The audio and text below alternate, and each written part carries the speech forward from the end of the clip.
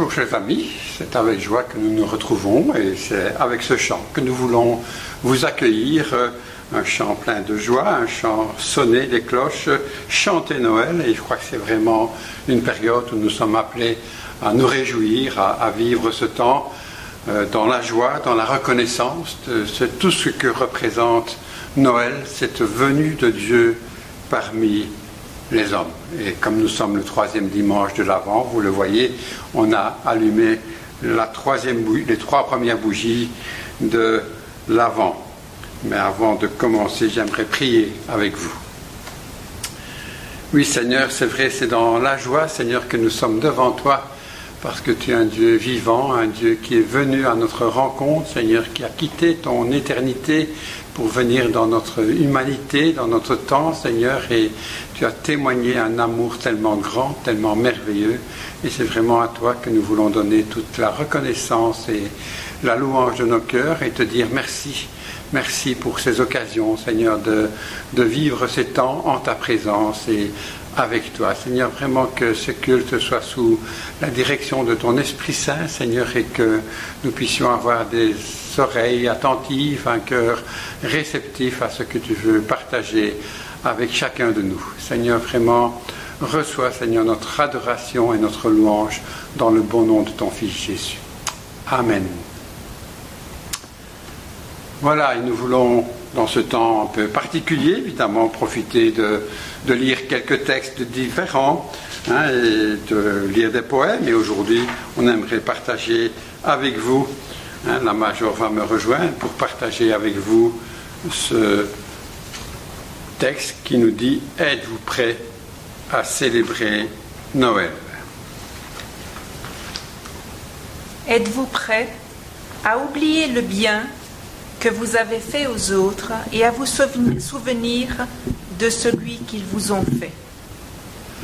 À ne pas considérer ce que le monde vous doit, mais à réfléchir à ce que vous lui devez. À rejeter vos droits à l'arrière-plan, à mettre vos devoirs au centre et à placer les occasions de faire un peu plus que votre devoir au premier plan? À considérer que vos semblables ont les mêmes besoins que vous et à essayer de lire par-delà leur sourire, jusqu'au plus profond de leur cœur affamé de joie. À reconnaître que la seule raison de votre existence n'est pas le profit que vous pouvez en tirer, mais bien ce que vous avez à lui donner. À fermer le livre de vos lamentations et à chercher autour de vous un endroit où vous pourrez jeter quelques semences de bonheur. Si vous êtes prêt à tout cela, même pendant un seul jour, alors vous pourrez célébrer Noël. Êtes-vous prêt à vous pencher sur les besoins et les désirs des petits-enfants? À ne plus vous demander si vos amis vous aiment, mais à sonder votre cœur pour savoir si vous les aimez suffisamment. À vous souvenir des fardeaux des autres. À essayer de deviner l'aide dont ceux qui vivent sous le même toit que vous ont besoin sans attendre leur demande. À nettoyer votre lampe pour qu'elle donne plus de clarté et moins de fumée, et à la placer devant vous afin que votre ombre soit projetée derrière vous. À creuser une fosse pour y ensevelir vos mauvaises pensées et à préparer un jardin pour vos sentiments bienveillants, en laissant la porte ouverte, même pendant un seul jour. Si vous êtes prêts à faire tout cela, alors vous pourrez célébrer Noël. Mais êtes-vous encore prêts à croire que l'amour est plus fort que tout en ce monde, plus fort que la haine, plus fort que le mal, plus fort que la mort, et que la vie qui prit naissance à Bethléem il y a 2000 ans est l'image et la gloire de l'éternel amour? Si vous êtes prêts à faire tout cela, alors vous pourrez célébrer Noël. Et si vous le célébrez pendant tout un jour, pourquoi ne pas le célébrer tous les jours? C'est un texte d'Henri Van Dyck.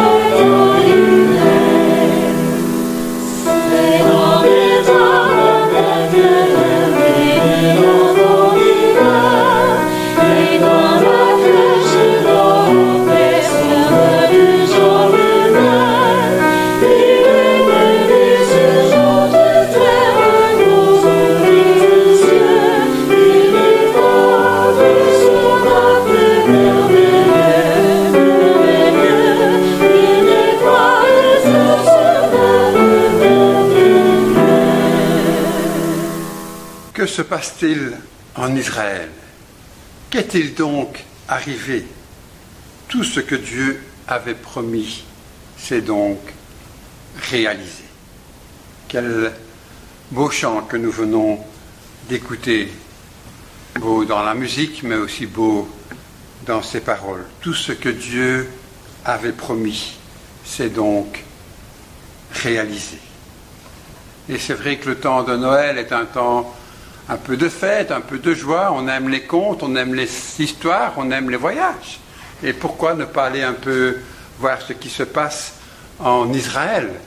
Aller là, peut-être pas directement à Bethléem, c'est vrai que c'est là que Jésus est né, mais l'histoire a commencé un peu avant, au-delà déjà des prophéties, toutes les prophéties qui annonçaient déjà bien des centaines d'années avant la venue du Sauveur. Un enfant vous est né, il sera admirable, conseiller, prince de paix, que nous dira Ésaïe. Mais ici, nous allons revenir plus à l'époque de Jésus et quelque temps avant. Nous allons lire dans l'Évangile de Luc au chapitre 1, les 7 premiers versets. Plusieurs ayant entrepris de composer un récit des événements qui se sont accomplis parmi nous, suivant ce que nous ont transmis ceux qui avaient été témoins oculaires dès le commencement et sont devenus des ministres de la parole. Il m'a aussi semblé bon, après avoir fait des recherches exactes sur toutes ces choses depuis leur origine, de te les exposer par écrit d'une manière suivie. Excellent Théophile, afin que tu reconnaisses la certitude des enseignements que tu as reçus. Du temps d'Hérode, roi de Judée, il y avait un sacrificateur nommé Zacharie, de la classe d'Abia. Sa femme était d'entre les filles d'Aaron et s'appelait Élisabeth. Tous deux étaient justes devant Dieu, observant d'une manière irréprochable tous les commandements et toutes les ordonnances du Seigneur. Ils n'avaient point d'enfants parce qu'Élisabeth était stérile et ils étaient l'un et l'autre avancés en âge. Or, pendant qu'il s'acquittait de ses fonctions devant Dieu, selon le tour de sa classe, il fut appelé par le sort, d'après la règle du sacerdoce, à entrer dans le temple du Seigneur pour offrir le parfum. toute la multitude du peuple était dehors, en prière, à l'heure du parfum. Alors un ange du Seigneur apparut à Zacharie et se tint debout à droite de l'autel des parfums. Zacharie fut troublé en le voyant, et la frayeur s'empara de lui.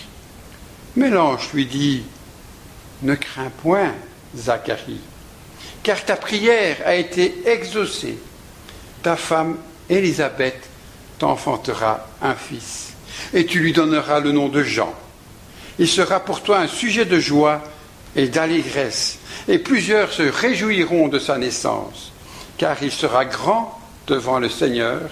Il ne boira ni vin, ni liqueur enivrante.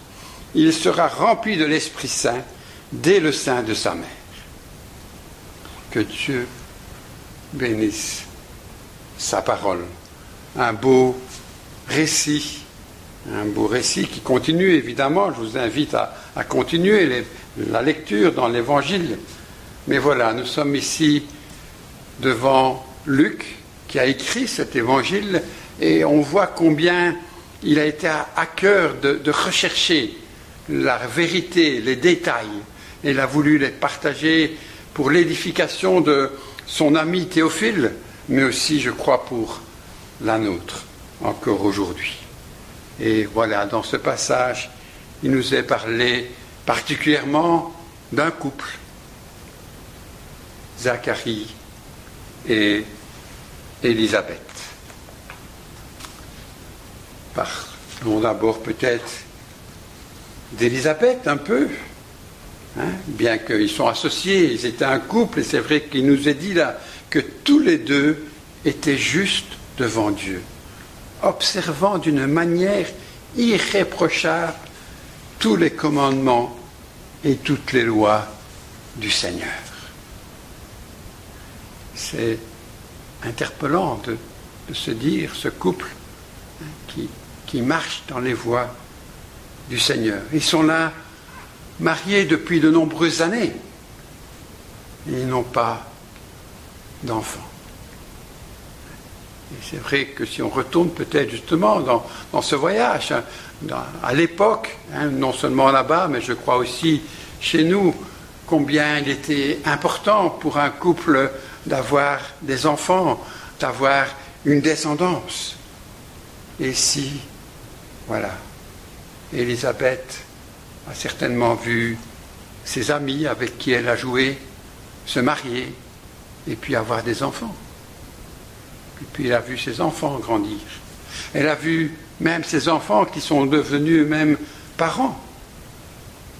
Et ses amis qui devenaient grand-mères. Et pourtant on nous dit que Élisabeth et Zacharie ont continué à marcher dans la voie de Dieu, dans le respect, dans la droiture, dans leur relation avec le Seigneur. Comment réagissons-nous face aux déceptions? On espère pendant quelque temps, et puis on se décourage. Est-ce là des excuses pour abandonner, pour nous plaindre? Et ici, Zacharie et Élisabeth avaient toutes les raisons de se plaindre peut-être et de peut-être même en vouloir à Dieu. Et pourtant non, leur cœur est resté attaché à Dieu. Comment réagissons-nous face à ces difficultés, ces déceptions? La Bible dit que la prière du juste agit avec puissance. Dans l'épître de Jacques, chapitre 5, verset 16. Marcher dans la foi, en sachant que Dieu est à l'écoute. Continuer d'espérer, continuer de prier, continuer d'attendre. Quelle leçon. Et je me dis, quand je vois cette époque, c'est vrai que nous vivons où il nous est difficile d'attendre. On est quelque part obligé à se confiner, à attendre des jours meilleurs. Et quelle va être notre réaction? Est-ce qu'on va se rebeller? Est-ce qu'on va en vouloir? Ou est-ce qu'on va garder les yeux fixés sur Dieu, sur Jésus? Élisabeth avait foi dans les promesses de Dieu. Elle a espéré au-delà des frustrations. Elle ne s'est pas sentie abandonnée. Elle croyait que Dieu écoutait ses prières. Même si elle voyait ses amis pouponner leurs bébés ou leurs petits-enfants. Mais voilà, je crois que là, il y a déjà toute une leçon dans cette histoire de Noël, dans ce récit. Avoir confiance en Dieu. Continuer de vivre avec droiture. Prier avec ferveur. Croire que Dieu écoute nos prières. Et puis nous avons Zacharie. Zacharie qui est là, qui est le prêtre et qui est au jour, au temps où il est choisi pour aller au nom du peuple, dans l'attente, pour intercéder, pour aller auprès de Dieu. Et là, que se passe-t-il? Il a une visite surprise, une visite qui lui fait peur. L'ange Gabriel lui apparaît. Il va lui apporter un message bouleversant, non seulement pour lui, pour Zacharie, mais aussi pour tout le peuple. Le peuple d'Israël avait tout un temps cette habitude que Dieu, au travers des prophètes, au travers des uns, des autres, leur communiquait, leur parlait. Et puis, il nous est dit que pendant plusieurs centaines d'années, Dieu n'avait plus rien dit. Tout à coup, voilà Dieu qui revient et qui parle à Zacharie. N'aie pas peur, Zacharie, car ta requête a été entendue. Moi, j'ai trouvé encore bouleversant cette année-ci, en entendant ces paroles, je me dis, mais Zacharie est là dans le temple au nom du peuple, il représente le peuple. Et Dieu va lui dire quelque chose de personnel. Ta requête a été entendue. Wow. Interpellant. Un tête-à-tête avec Dieu au travers de l'ange Gabriel. Dieu qui avait été silencieux pendant 400 ans. Et puis voilà, Dieu vient, intervient, et il intervient au travers de Zacharie et de son épouse, qui ont prié pendant de nombreuses années, depuis le jour de leur mariage sans doute.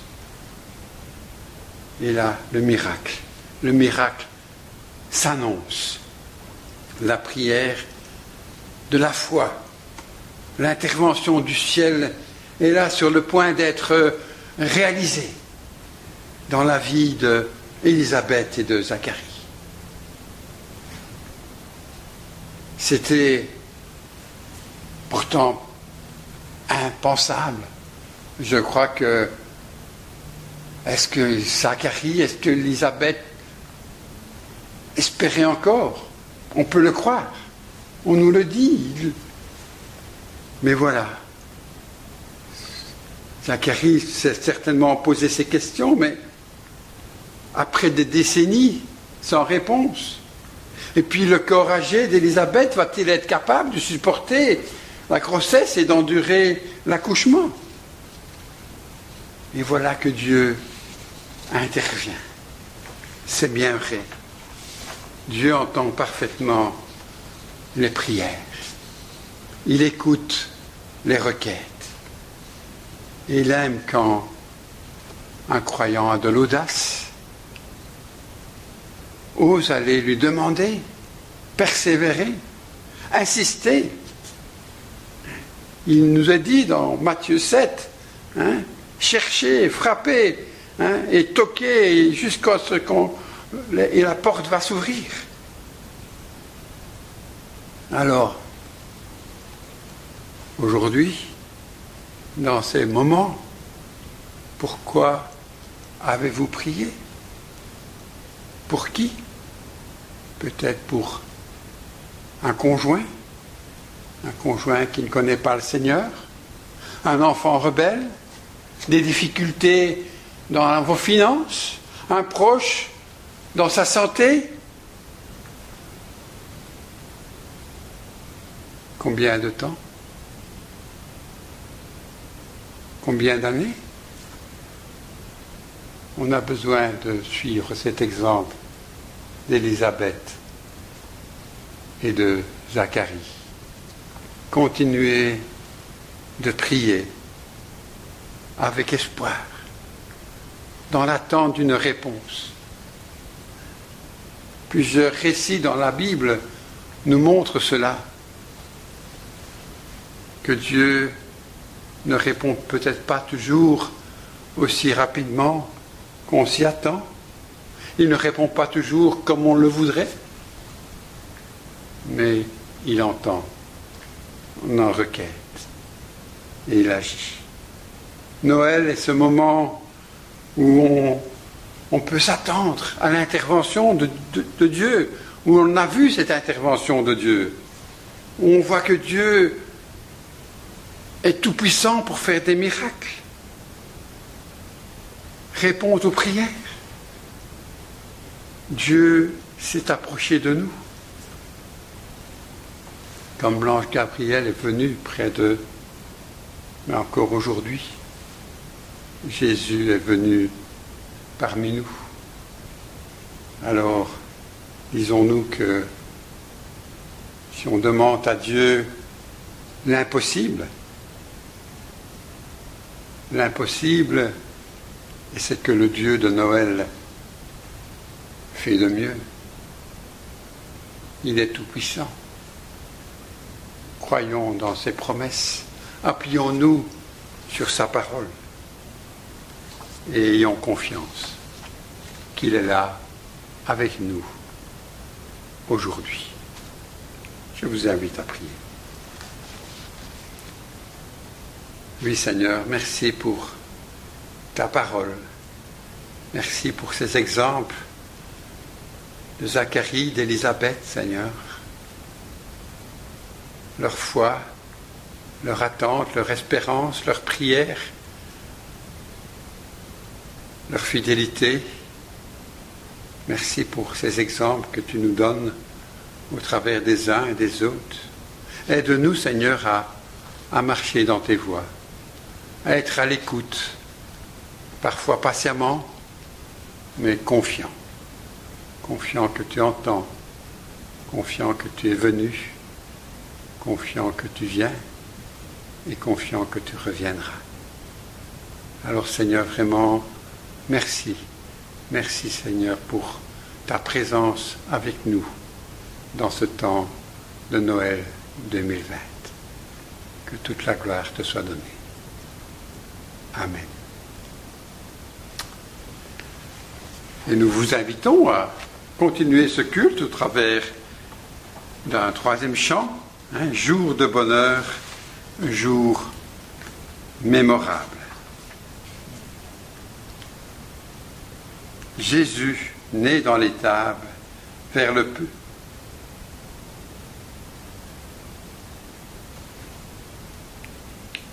petit qui lui sourit, joyeux le monde accourt. Excusez-moi, je ne voyais pas trop bien. Voilà, mais voilà, jour de bonheur. Alors oui, ça va être ce jour de Noël, mais c'est aujourd'hui aussi, parce que Noël, c'est tous les jours avec Jésus. Dieu est là, alors aujourd'hui, chantons jour de bonheur, jour mémorable.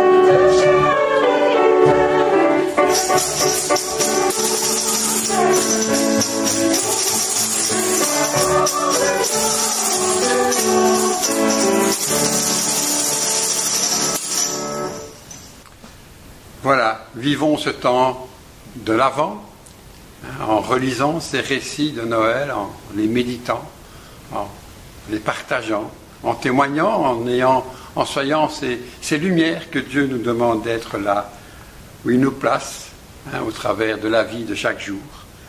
Alors on a aussi des activités évidemment, donc cette semaine nous continuons nos activités du phare, le mardi et le vendredi. Voilà, c'est l'occasion aussi d'être là, de témoigner de l'amour de Jésus. Et puis mercredi à 19h30, nous avons notre rencontre de prière au travers du téléphone, donc mercredi 19h30.